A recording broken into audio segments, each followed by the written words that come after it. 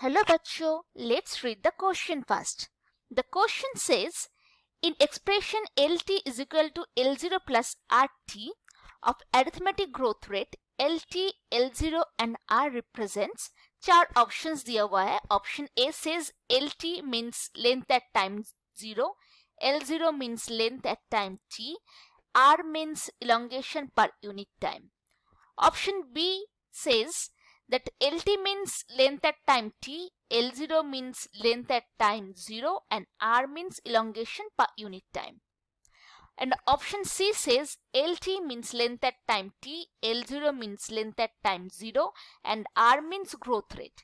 And option D says both B and C are correct answer. So let's come into the key concept.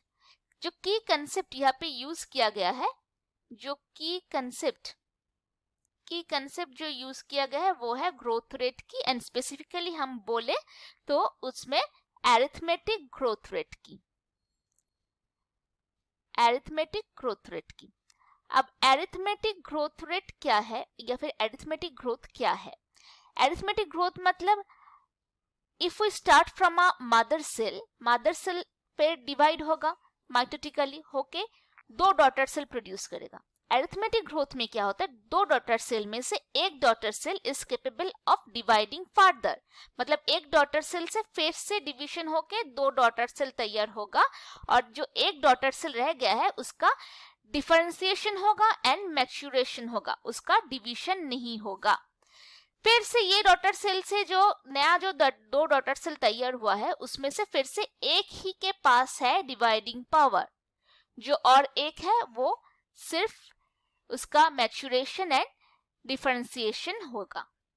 पर फिर भी ये next generation में next time जो फिर से डिवीजन होगा फिर भी ये डॉटर सेल डिवाइड होके और दो सेल तैयार करेगा डॉटर सेल, जिसमें से सिर्फ एक के पास ही डिवाइडिंग पावर होगा. तो this type of growth pattern is known as arithmetic growth, जिसमें एरिथमेटिक प्रोग्रेशन की तरह दिखता है ना. अगर हम देखें तो जनरेशन आफ्टर जनरेशन 1 2 3 4 ऐसे प्रोग्रेस हो रहा है. सो इसे बोलता है एरिथमेटिक ग्रोथ. एरिथमेटिक ग्रोथ को अगर हम किसी भी ग्राफिकल रिप्रेजेंटेशन करते हैं तो it looks like a straight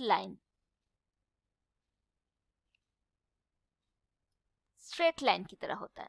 ठीक है, जिसमें इस तरफ होता है height of plant,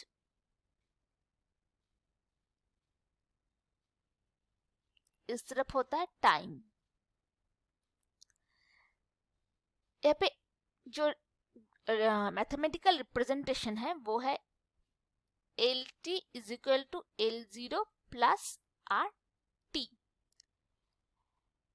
LT is equal to L0 plus RT. अब LT is equal to L0 plus RT में LT क्या रिप्रेजेंट करता है? Length at time t. Time t मतलब फाइनल जो टाइम है उसमें जो लेंथ है वो रिप्रेजेंट करता है length at time t. L0 क्या रिप्रेजेंट करता है? Length at time 0.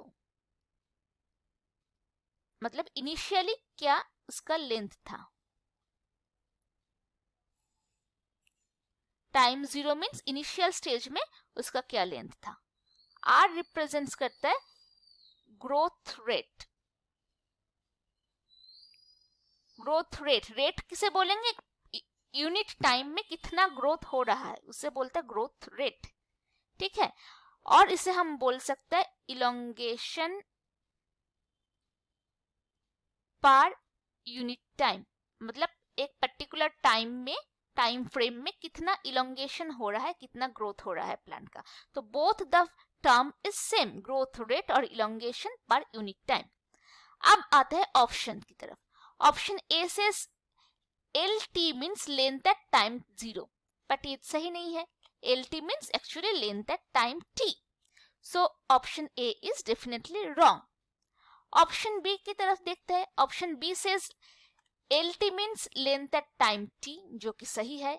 L0 means length at time 0, वो भी सही है. And R means elongation per unit time. ये सही आंसर है। अब ऑप्शन सी की तरफ देखते हैं। Option C says LT means length at time t, L0 means length at time 0, दोनों ही सही है। And R means growth rate, R means growth rate, ये भी एक सही ऑप्शन है। सो हम बोल सकते हैं both option B and C दोनों ही सही है। So our correct option will be option D, both B and C.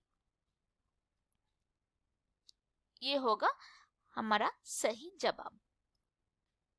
So hope you understand well, all the best.